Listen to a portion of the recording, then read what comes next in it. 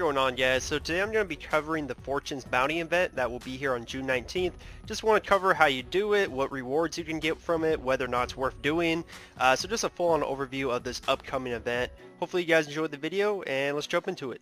So how this event works, if you want to get the various rewards, is you're going to have to get two different items. You're going to have to get Angler Pearls and then also Fortune Fish. Now, how you do this is basically for the Angler Pearls is you just go out there and fish, and when you catch fish you actually get the Angler Pearls. Now there's actually ways to increase the pearls that you get, so if you get a Fortune Fishbone, which you can get from the daily quest of the event dungeon or from Trove, if you get that, you can actually get a fish that gives you more pearls, so you can get like a bonus that way. And then how you get the Fortune Fish is you'll do your daily challenge, your weekly challenge, and also the event dungeon daily. Also, a key thing to mention is if you want to actually buy the rewards with your event tokens, you actually have to go to Gunwan City and go to the fishing vendor, because it's actually not going to be in the Dragon Express tab. And this is something kind of odd because they've always done this with the Dragon Express, giving the event rewards from there. This is actually the first time you can't do that. And I know a lot of people are going to be confused on patch day. They're going to be like, where do I trade in my event tokens to get my Sacred Vows? Well, you're going to have to go to the fishing vendor in Gunwan City and trade it in that way. So a little bit of a different way. I guess they're trying to encourage people to go to the fishing vendor and try out fishing. It all kind of ties in together with the event. And there's actually a lot of really great rewards with this event.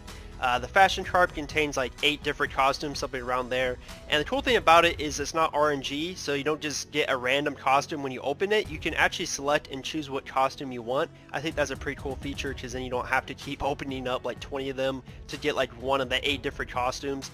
Also, there's Sacred Vials, Pet Pads, Divine Greystones, all that good stuff that you would want.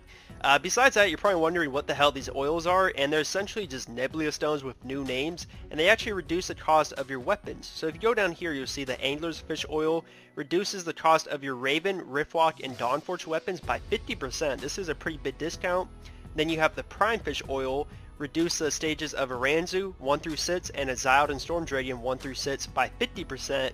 And then 7 through 9 of Aranzu by 30%, and 7 through 9 of Azild and Storm Dragon by 30%. Last but not least is you have the Golden Fish Oil, which will reduce the cost of Grand Celestial, Skyforge, and Shadowforge 1 through 3 by 20%. Honestly, just looking at these, I think they're going to be best used for the people that are kind of stuck at a Aranzu. A lot of players are stuck at a Aranzu weapon, and it is hard to upgrade. It costs us a lot of gold and materials. And reducing it by 50% for stages 1 through 6 I think is really awesome. What most people obviously do is it'll be Raven 9 or Rift Dawn 9 and go to Ranzu 3. So for 3 to 6 you could get a 50% discount on every upgrade. That's like really big. And then of course even 30% for stages 7 through 9 is pretty awesome too. So it's going to help out a lot of Aranzu players get to Aranzu 9 so they eventually can get to Grand Celestial. So down here is kind of a breakdown on how you get the Fortune Fish to trade in for the various rewards. So you get 1 Fortune Fish from completing the event dungeon daily, and also a Fortune Fishbone. As I said earlier, the Fishbone actually increases the chance of getting the Angler Pearls, which you trade in for the event rewards. So you have that, and then you have the daily challenge. You get 3 Fortune Fish from completing 2 of the daily challenge quests, and you also will get 3 extra more if you complete 4 daily challenge quests. So this is really important that you complete all 4, so you can get the total of 6 per day. That's pretty good just from the daily challenge. Also, you have to make sure to do your weekly challenge, which will give you 6 Fortune Fish event tokens.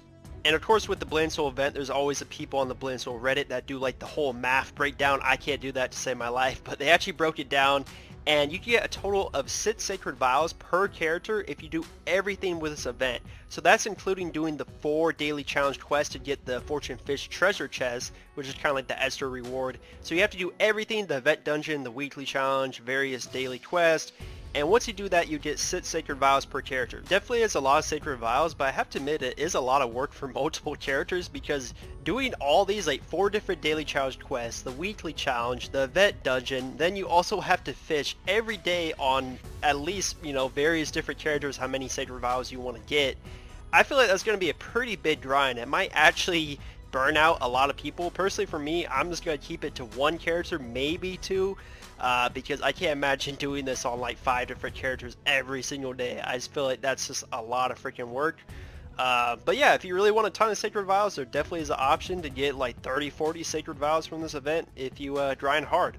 Also, there is going to be a bonus for raids. So let's say you defeat the Peacekeeper, the very first boss of Twilight Temple. He's actually going to drop this new chest, and what it gives is obviously the guaranteed items you see here, like the wings and the SP charms.